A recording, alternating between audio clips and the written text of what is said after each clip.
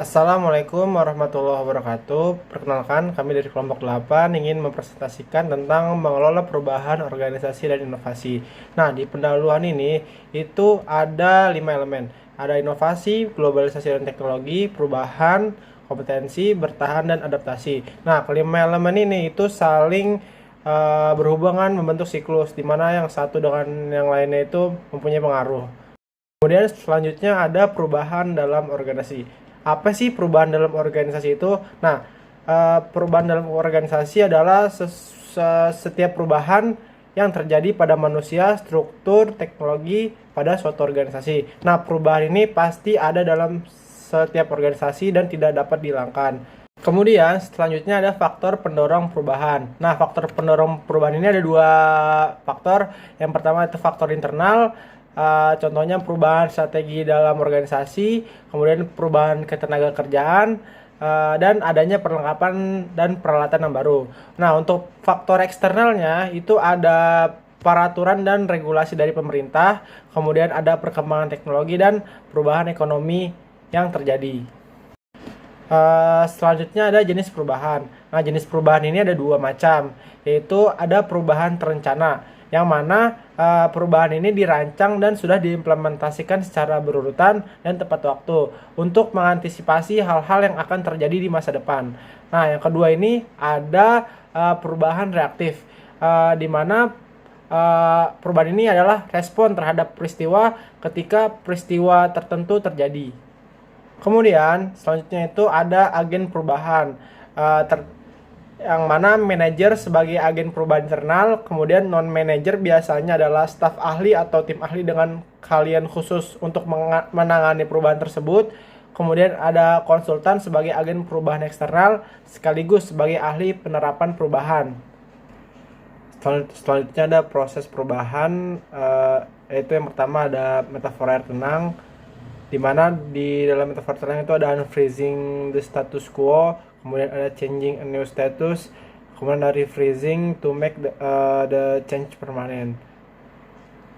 Terus selanjutnya ada metafora air cepat. Nah, metafora air cepat ini perubahan terjadi pada tempat dan situasi yang penuh dengan ketidakstabilan dan tidak dapat diprediksi, sehingga mengharuskan organisasi secara kontinu melakukan perubahan agar dapat bertahan. Terus selanjutnya ada kategori perubahan, itu ada struktur, teknologi, manusia. Nah, selanjutnya juga ada teknik pengembangan organisasi. Itu ada 5, yaitu ada sensitivity training, team building, intergroup development, process consultation, dan survey feedback. Mengelola emosi dalam proses perubahan. Selama proses perubahan berlangsung, maka secara emosional manusia mengalami transisi emosi berupa goncangan, penolakan, kekuatan emosi, penerimaan, pengalaman, pemahaman yang sempurna sampai akhirnya mencapai integritas. Adapun metode agar karyawan menerima perubahan, yang pertama adalah unfreezing, yaitu berikan alasan, bersikap empati, dan komunikasikan dengan jelas. Yang kedua, changing, yaitu jelaskan manfaatnya, identifikasi atau pilih champion, mendapatkan masukan dari karyawan, perhatikan waktunya, pelihara keamanan pekerjaan, menyediakan pelatihan, dan juga lanjutkan dengan langkah yang terkendali. Dan yang ketiga, refreezing, yaitu menunjukkan dukungan manajemen puncak atau top management, publikasi kesuksesan, melakukan koreksi di tengah jalan, dan juga membantu karyawan yang mengalami stres. Definisi inovasi menurut Undang-Undang Nomor 18 Tahun 2002. Inovasi yaitu kegiatan penelitian, pengembangan, dan atau perekayasaan yang bertujuan mengembangkan penerapan praktis nilai dan konteks ilmu pengetahuan yang baru atau cara baru untuk menerapkan ilmu pengetahuan dan teknologi yang telah ada ke dalam produk atau proses produksi. Perbedaan kreativitas dengan inovasi. Kreativitas merupakan kemampuan untuk mengkombinasikan ide dengan jalan yang tidak lazim atau unik sehingga menimbulkan perbedaan dengan yang biasanya dilakukan. Sedangkan inovasi merupakan hasil atau outcome dari proses kreativitas pada produk, jasa, ataupun metode kerja. Adapun inovasi dalam perspektif sistem. Inovasi dalam perspektif sistem mencakup kegiatan input, transformasi atau proses perubahan, dan juga output. Menciptakan lingkungan yang tepat bagi inovasi terdiri dari variabel struktur, variabel budaya, dan juga variabel sumber daya manusia. Manajemen perubahan organisasi sebagai upaya peningkatan kinerja perusahaan di industri batik Laweyan Surakarta. Organisasi saat ini dalam menghadapi berbagai permasalahan, baik di bidang keuangan, sumber daya manusia, operasional, dan lain-lain, dalam penyelesaiannya akan mengadakan perubahan. Sebuah organisasi yang mengabaikan konsep perubahan akan mengalami dampak buruk yang timbul di kemudian hari. Perubahan di sebuah organisasi memberikan banyak peran dan pengaruh positif. Seiring adanya peningkatan minat dan permintaan pasar batik di berbagai kalangan, meningkat pula geliat produksi batik dari industri batik di dalam negeri. Distribusi batik juga mengalami peningkatan, terutama ekspor ke luar negeri. Salah satu industri batik terkenal di kota Surakarta adalah Kampung Batik Laweyan. Masyarakat Laweyan dari zaman Kerajaan Pajang sampai sekarang merupakan daerah penghasil batik. Meskipun dalam perkembangannya mengalami pasang surut dalam usahanya, tetapi masyarakat masih tetap eksis dalam bidang perbatikan. Sejak dicanangkannya Laweyan sebagai kampung wisata batik, dengan surat keputusan Wali Kota Surakarta, maka perkembangan industri batik di Kampung Laweyan mengalami kemajuan yang pesat. Hal ini dapat dilihat dari banyaknya wisatawan yang berkunjung untuk berbelanja batik, sekaligus belajar membatik serta menikmati bangunan-bangunan peninggalan bersejarah. Namun di balik meningkatnya penjualan tersebut, terdapat sejumlah permasalahan di manajemen batik yang masih bersifat tradisional. Masalah tersebut diantaranya masalah kurang kompetitifnya produk batik, masalah sumber daya manusia yang keluar masuk tenaga kerja atau karyawan, kurangnya tenaga pembatik pengganti dari kalangan tenaga muda di Laweyan sekitarnya.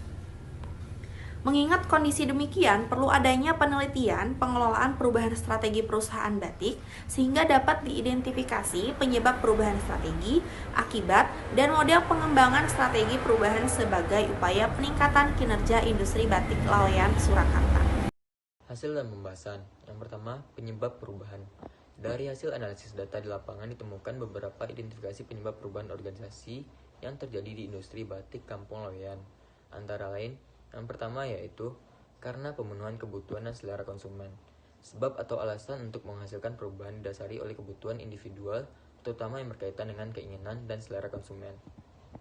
Hal ini terbukti dari pengamatan tim peneliti yang melihat mayoritas produk yang dihasilkan oleh batik Puspa Kencana berbeda dengan model-model pakaian yang ada pada umumnya. Di samping pemenuhan dengan sejumlah variasi produk batik, industri juga melayani konsumen yang berasal dari luar negeri seperti Malaysia. Penyebab kedua yaitu faktor keinginan untuk meningkatkan pendapatan para pengusaha batik.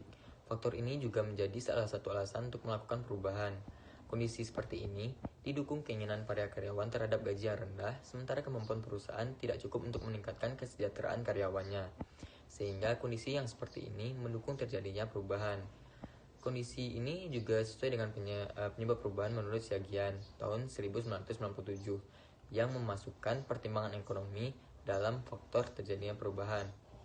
Penyebab ketiga yaitu adanya persaingan dari kompetitor pengusaha batik. Sebagaimana diungkapkan oleh pengusaha batik bahwa mayoritas pengusaha batik untuk menghindari persaingan harus menciptakan produk yang berbeda, teknologi produksi yang lebih maju. Sebagaimana penjelasan McCalman Patton pada tahun 1992 bahwa perubahan organisasi dipicu karena tempat kerja yang berubah dan terjadinya kelangkaan keterampilan menyebabkan timbulnya kebutuhan akan karyawan-karyawan non-tradisional. Penyebab keempat adalah karena kondisi perekonomian di Indonesia yang fluktuatif, di mana dalam beberapa tahun terakhir mata uang rupiah mengalami perlemahan yang signifikan, sedangkan sumber bahan baku kain seperti kapas, krayon, dan sutra berasal dari Cina. Mau tidak mau, para pengusaha harus mengimpor langsung dari Cina, yang tentunya nilai tukar rupiah sangat berpengaruh terhadap hal tersebut. Penyebab kelima adalah faktor pemerintah, khususnya pemerintah Kota Surakarta, di mana pemerintah menjadi pendorong perubahan dengan mengadakan pelatihan untuk menciptakan kreasi dan inovasi produk batik. Hal ini menjadi salah satu faktor penyebab perubahan dari lingkungan eksternal. Temuan penelitian ini hampir sama dengan temuan peneliti Jomat Ciptowardoyo pada tahun 2010 yang meneliti model teknik strategi peningkatan mutu perguruan tinggi swasta di Kota Bandung. Temuan penelitian ini berimplikasi pada pentingnya peningkatan peranan dan dukungan pemerintah dan juga pihak-pihak stakeholders lembaga terhadap program peningkatan mutu pendidikan melalui upaya-upaya peningkatan mutu dosen, administrasi atau manajemen lembaga, dan sarana prasarana pembelajaran. Penyebab perubahan yang keenam adalah masalah naiknya tingkat pendidikan dan pengembangan SDM, terutama pimpinan perusahaan batik. Pendidikan menjadi faktor penyebab perubahan dari dalam organisasi. Temuan studi ini menunjukkan bahwa praktik SDM yang dilakukan di wilayah perusahaan yang disebabkan budaya kepemimpinan mengalami peningkatan. Demikian juga lintas fungsional, integrasi, pelatihan, komunikasi, dan teknologi jika diperkenalkan dan dilaksanakan secara positif akan mempengaruhi persepsi karyawan, mengurangi resistensi, dan meningkatkan komitmen untuk berubah. Penyebab perubahan yang ketujuh yaitu faktor lingkungan sekitar, di mana banyak industri batik berusaha menyamai proses pembatikan yang dilakukan oleh industri batik yang sudah mapan yang pemakaian waktunya lebih efisien. Selain itu, kemudahan bertransaksi non-tunai dengan nilai transaksi yang besar. Penyesuaian tersebut diantara lain proses pewarnaan kain yang mayoritas sudah menggunakan metode tolet atau menggunakan kuas yang terbuat dari kain yang dililitkan pada sebuah kayu kecil. Sedangkan dalam mempermudah transaksi, para industri batik sudah mulai menyediakan kartu kredit maupun kartu debit. Faktor ini juga merujuk pada istilah Citra dan kawan-kawan pada tahun 2012 adalah perubahan yang bersifat adaptif atau menyesuaikan dengan kemajuan-kemajuan yang telah digunakan oleh industri lain. Yang kedua ada dampak perubahan. Perubahan selalu memiliki dampak, karena sejatinya perubahan bertujuan untuk meningkatkan kemampuan perusahaan ataupun memperbaiki kekurangan-kekurangan yang ada pada periode sebelumnya. Adapun dampak dari perubahan yang pertama adalah bertambah luasnya pasar dari penjualan produk. Dampak yang kedua adalah meningkatnya permintaan atau pesanan yang diterima oleh industri batik. Hal ini dikarenakan industri batik yang dimiliki sudah mempunyai identitas berupa showroom. Dampak ketiga adalah keamanan dan kenyamanan karyawan dalam bekerja. Karena pabrik menjadi bersih, luas, dan penataan letaknya sangat baik. Dampak keempat adalah meningkatnya taraf kehidupan karyawan akibat kompensasi yang diterima. Dampak kelima adalah efisiensi dan efektivitas waktu serta tenaga yang digunakan. Pembahasan yang ketiga yaitu proses perubahan. Dari hasil pengamatan dan wawancara, maka perubahan diawali dengan perubahan teknik produksi, yang semula menggunakan batik cap tradisional menjadi batik printing semi modern. Pengamatan hasil wawancara dengan Mas Arief pada tanggal 28 Maret tahun 2017. Perubahan teknik lain terjadi pada pencelupan yang semula pada proses pemanasan menggunakan tungku tradisional atau kompor minyak, maka mengalami perubahan menggunakan pemanas dari kompor gas, bahkan ada yang menggunakan mesin pemanas. Demikian juga dengan proses penjemuran kain batik yang semula dijemur di luar pabrik dengan mengandalkan sinar matahari, di beberapa perusahaan sudah menggunakan suhu ruangan yang teratur.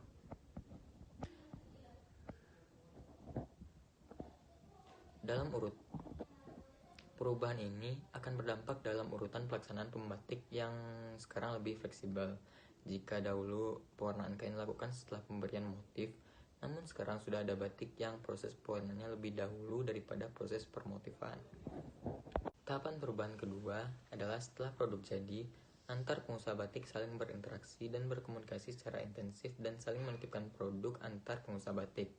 Hal ini bertujuan untuk mempererat rasa kekeluargaan sekaligus mengakomodir antar pengusaha batik. Setiap bulannya diadakan pertemuan pada tanggal 25 atau sering disebut dengan selewenan. Acara ini ditujukan untuk saling ajang untuk bertukar informasi antar pengusaha batik dan menerima masukan-masukan oleh pengurus forum. Langkah perubahan yang ketiga yang dilakukan pengusaha batik adalah penginsentifan bauran promosi. Strategi tersebut diantaranya pembuatan web, mengikuti pameran-pameran yang diadakan oleh pemerintah seperti Solo Great Sale, Inakraft, Gongsi Facai, HUT Kota Solo, dan lain-lain. Promosi tradisional juga dilakukan yang selama ini dinilai cukup efektif adalah melalui getok tular atau pembicaraan dari mulut ke mulut. Langkah promosi ini bila dikaitkan dengan teori yang dikemukakan oleh Lapioadi pada tahun 2013 tentang word of the mouth atau WOM atau informasi dari mulut ke mulut, dampaknya sangat besar terhadap pemasaran dibandingkan dengan aktivitas komunikasi lainnya. Senada dengan penuturan batik merek Manis, langkah serupa juga dilakukan oleh pemilik batik Halus Puspa Kencana. Tahapan perubahan yang keempat yang dilakukan oleh para pengusaha batik adalah mengadakan kemitraan usaha dengan perguruan tinggi, instansi dan kantor-kantor baik swasta maupun pemerintah. Pengusaha batik menerima pesanan seragam batik yang dilakukan oleh instansi pemerintah maupun perguruan tinggi yang motifnya telah mereka siapkan. Tahapan perubahan yang kelima yaitu para pengusaha batik memanfaatkan teknologi transaksi perbankan yang modern. Dari hasil pengamatan, peneliti menemukan bahwa hampir semua showroom batik di Laweyan telah melayani transaksi pembayaran tidak langsung atau menggunakan kartu debit maupun kredit. Hal ini dilakukan untuk mempermudah konsumen yang melakukan pembelian dalam membayar, terutama melakukan transaksi dalam jumlah yang besar, karena lebih terjamin keamanannya. Langkah-langkah yang dilakukan tersebut, jika merujuk istilah Clark pada tahun 1999, merupakan perubahan yang dilandasi oleh faktor eksternal atau yang dihubungkan dengan perubahan yang terjadi di pasar. Tahapan perubahan yang keenam adalah menciptakan produk yang berbeda dengan industri lain, serta didukung teknologi produksi untuk menciptakan kualitas dan keberagaman produk, sebagaimana disampaikan oleh Humas dari batik merek Manis berikut. Jika pada umumnya batik itu identik dengan pakaian, maka Anda akan menjumpai hal yang berbeda di merek Manis, karena mayoritas produk kami adalah yang berhubungan dengan perlengkapan rumah tangga seperti taplak meja dan spray. Sisanya baru mengarah ke pakaian, sehingga kami mempunyai ciri-ciri tersendiri di kampung Laweyan ini. Wawancara dengan Bapak Heri pada tanggal 29 Maret tahun 2018. Tahapan ini sesuai hasil penelitian Jomat Jiptowarjoyo pada tahun 2010 yang meneliti model teknik strategik peningkatan mutu perguruan tinggi swasta di Kota Bandung. Berkesimpulan bahwa untuk peningkatan mutu penyelenggaraan pendidikan tinggi dalam kerangka ekonomi pendidikan tinggi dan globalisasi dapat dilakukan dengan menerapkan manajemen strategik melalui penerapan strategi peningkatan mutu dosen dan staf, mutu layanan administrasi atau manajemen, dan peningkatan mutu sarana dan prasarana kelembagaan. Apabila dikaitkan dengan teori kelompok French dan Bell tahun 1960, maka proses perubahan sudah menuju ke arah yang benar, di mana untuk mendorong perubahan maka strateginya tidak hanya berkonsentrasi pada pengubahan perilaku individu. Individu secara sendiri-sendiri mendapatkan tekanan dari kelompok yang menyebabkan harus beradaptasi.